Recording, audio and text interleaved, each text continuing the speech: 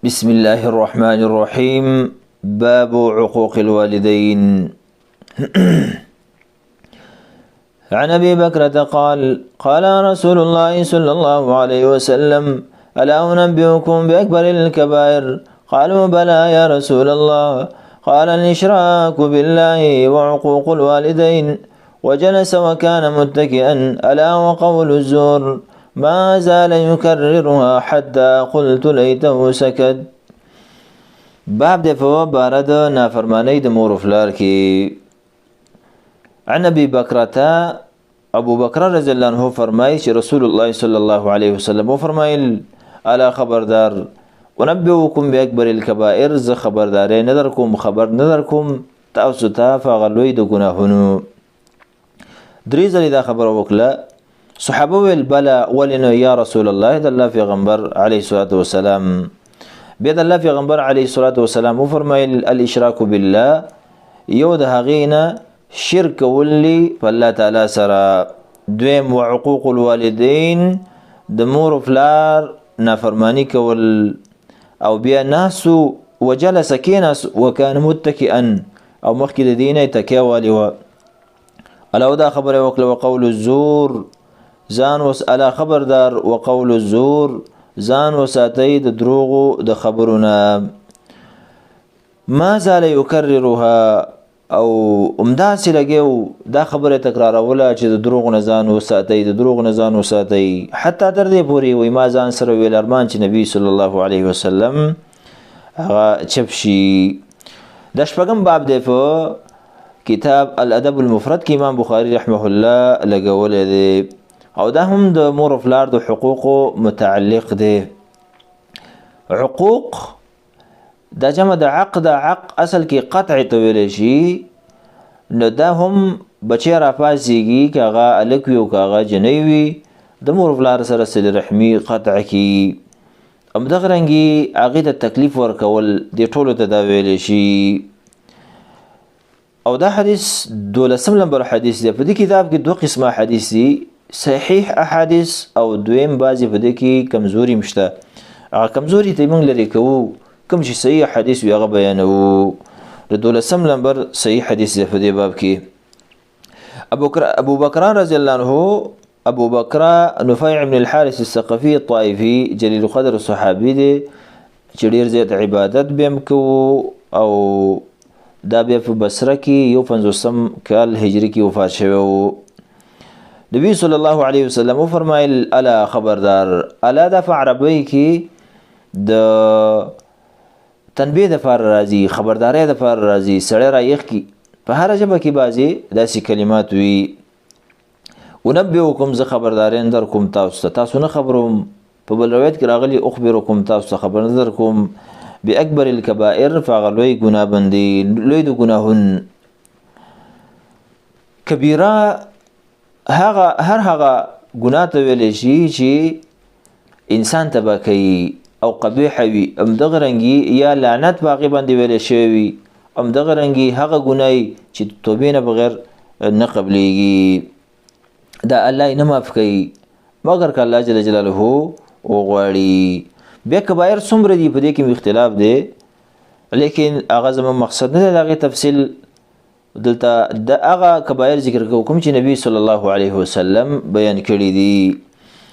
دا خبره نبی صلی الله علیه وسلم 3 ځلې وکړه چې زه تاسو ته لوی ګناهونه نه ښیم، لوی ګناهونه تاسو ته نه ښیم، لوی ګناهونه تاسو ته نه ښیم. او دا یې د دې لپاره وکړه چې سامعین کم چې دې ته ناست صحابه و هغې تنبیه ورته ورکړي چې رایوخ شي او توجه زیاته وکړي، ځکه مهمه خبره ده. مهمې خبرې دپاره سړی مشر مولا وغیره خپل کشران د ښیي. صحابه ویل: یا رسول الله، ولې نه موږ ته وښایه. نبي صلی الله علیه وسلم وفرمایل: الاشراک بالله، یو په هغې کې د الله سره شرک کول، دا عظیمه ګناه ده، دا لویه کبیره ده. په ګناهونو کې لویه کبیره شرک کول دی. سبحان الله.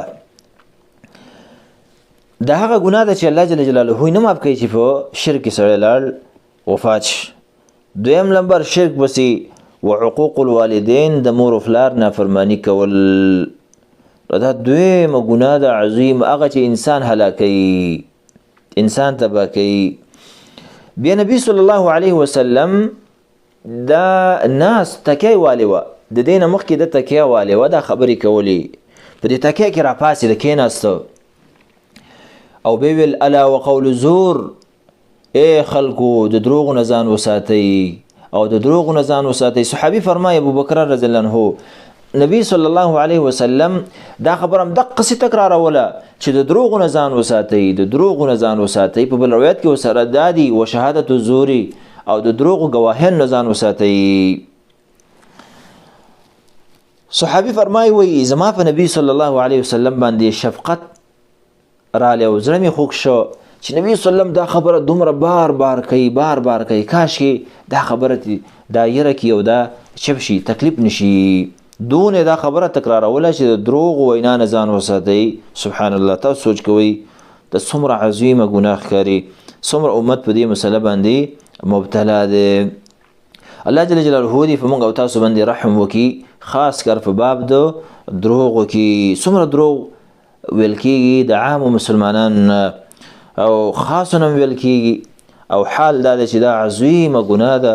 د الله پیغمبر علیه الصلاة والسلام تکیه والی و او راپاڅېده د دې لپاره چې تنبیه ورکړي او بار بار دا خبره تکراروله. بیا ابن دقیق رحمه الله ابن دقیق العید رحمه الله فرمایي دا ولی شرک د دې نه عظیمه ګناه ده غټه ګناه ده دروغونه غټه ګناه شرک ده. د مور او پلار نافرمانی کول د دروغونه غټه ګناه ده لیکن نبی صلی الله علیه وسلم په هغه دواړو کې راپا نسیده هغه دواړو ګناهونه چې بیانول کبایر هغه کې ډډه والی وه لیکن کله چې دا خبره کوله چې د دروغو نه ځان وساتئ په دې کې راپاڅېده او کېناسته او دا خبره تکرارا کوله. دا ولې وی وجه دا ده چې په ګناهونو کې د دروغ چې دي دا د انسانانو اکثر زر ویل کېږي په اسانه ویل کېږي د اسانه ویل کېږي او حال دا ده چې د دې شر زیات دی سړي نه په اسانه ویل کېږي ځکه ستاوان پې نه راځي دروغ دی ویوه خوله دې ده ویوه او شر زیات دی. بله دا ده چې شرک انسان فطرتا داسې ښه نه ګڼي یو هغه چې ناپوهه اکثر مشرکان خلک چې وي ناپوهه نور که پوه شي چې دا شرک دی هغه هم ترې نفرت راشي فطرت انسان نه غواړي. همدغه رنګې د مور او پلار نافرماني چې ده دا طبیعت نه غواړي طبیعت نه انکار کوي چې د مور او پلار سره نافرمانی وکي او اما هر چې دروغ دي نو دا داسې دي چې انسان زر په دې سره مبتلا کېدلی شي د دې وجې نه زیات د هغې د دې نه وکړو. حدیث کې اشاره به وي او فایده به وي یو به دا چې امام صاحب خطیب صاحب همدغه رنګې عالم صاحب وي بل خیرخواه انسان وي هغه کولی شي هغه له پکار وي چې خپل سامعین اوریدونکو ته هغه الفاظ استعمال کړي چې هغه په دغه کې رایخ کړي تنبیه هغې ته ورکړي باید چې د هغه نه د هغه اوریدونکي وده نه وي هغې ته خبرداری ورکړي هغه رایښوي داسې نه چې په یو غونج کې یو ودی په مجلس کې بل ودی یو په یو څه باندې مصروف وي بل په بل څه باندې مصروف وي. همدغه رنګې حدیث کې به فایده وي چې خبره تکرار سړی کله کولی شي د یو خبرې د فایدې دپاره. نبی صلی الله علیه وسلم به خبره کله تکراروله د دې لپاره چې سامعین اوریدونکي راویښ شي. همدغه رنګې حدیث کې به دا هم فایده وي مهمې خبرې را مخې ته کول د الله پیغمبر علیه الصلاة والسلام دا مهمه خبره ده شرک بیا ورپسې د مور او پلار نافرماني او بیا ورپسې دروغ ویل د دې نه ځان ساتل په ترتیب سره دا به سړی کوي داسې به نه کوي چې وړه خبره را مخکې کړي او غټې پرېږدي دا د نبي صلی الله علیه وسلم طریقه م وه نور هم په دې باندې د نبي صلی الله علیه وسلم اعمال او د هغې سیرت هغه ګواه دی.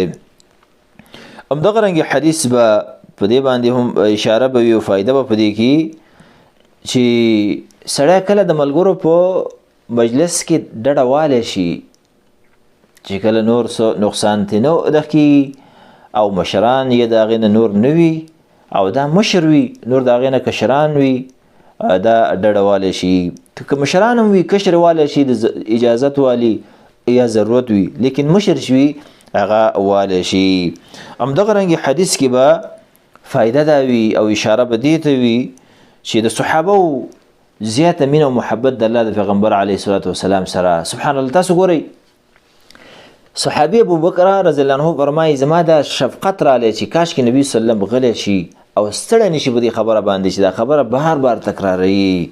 همدغه رنګې اشاره به چې شاګرد به په خپل استاد باندې هم دغسې شفقت به پکې او رحم به پکې.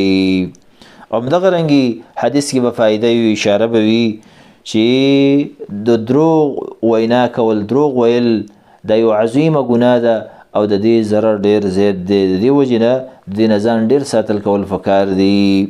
امام بخاري رحمه الله دا حدیث د دې لپاره ذکر کړی چې وحقوق الوالدین د مور فلار نافرمانی نه کول ځکه اول حق په انسان باندې د الله جل جلاله د حقوقو نه بعد د مور فلار حقوق دی چې دا ضائع نشي. دا یو عظیم حدیث چې د الله پیغمبر علیه الصلاة والسلام مونږ ته بیان کړی دی او مونږ یې د دغې ګناهونو معاف کړي دا خبر کړي او تنبیه را کړي ده چې ځان ته وساتو. الله جل جلاله دې مونږ او تاسو په دې باندې د عمل کولو توفیق راکړي. هذا وبالله تعالى التوفيق والله أعلم.